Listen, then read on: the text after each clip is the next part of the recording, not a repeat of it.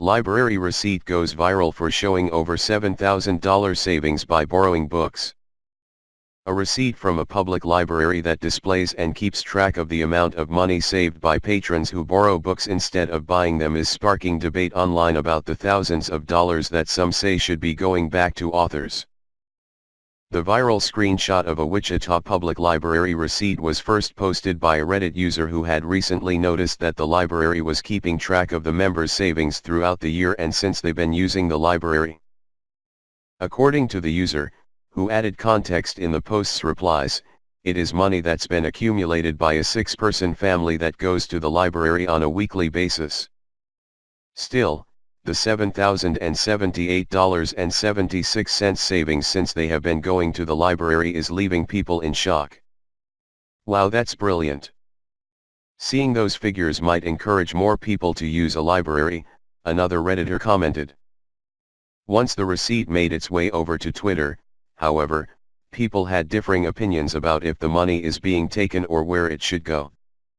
A debate has since ensued about the morality of borrowing a book from the library rather than buying it, as some people point out that it seems like the library is just keeping track of how much its members are keeping from the authors who wrote the books. Hijacking this comment to make a point. Libraries are great. I personally want to see more people have access to great books and other resources that libraries in first world countries offer. That said, if you want to support your local library, without supporting that dickweed Bezos, please donate your books or $$ to your local library.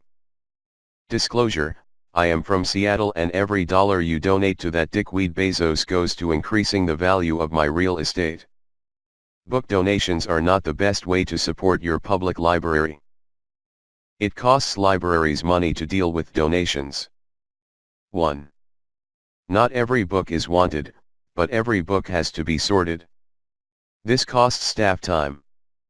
2. Bringing a book to the shelf is a busy process of cataloging, labeling, and shelving the book. All these cost staff time. 3. Shelf space is at a premium, and libraries would rather select their own books rather than have donations selected for them. 4. Staff costs a lot more than books for libraries. If you want to support your library, better ways are: A. Use the library and its resources. Encourage your friends to do so. B. Be supportive of library staff. A thank you and a smile go a long way. C. Give a monetary donation to the Friends of the Library. D. Write to your local politicians supporting the library budget. E. Participate in library events and invite friends to come along. If you want to offload your old books, put them in a little library book swap box. Just make sure they aren't junk like religious tracts, outdated travel guides, or heavily damaged books.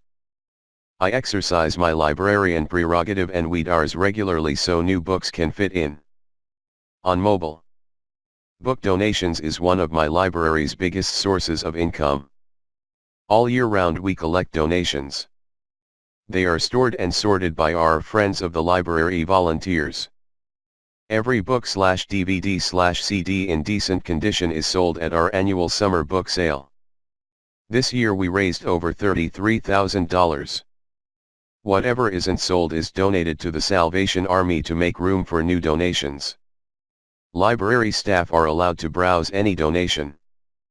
We replace damaged old or missing books with newer replacements. We fill gaps in series or parts of the collection as a whole. We use newer copies as prizes for summer reading programs. Donations save us a lot of money. Librarians sort books. We also catalog, shelve, shift and weed. It's part of our job description. It's one of the many things we do. We're also here for whatever bit of information you're searching for. So, does your local library accept donations? Just call and ask. I'm a librarian.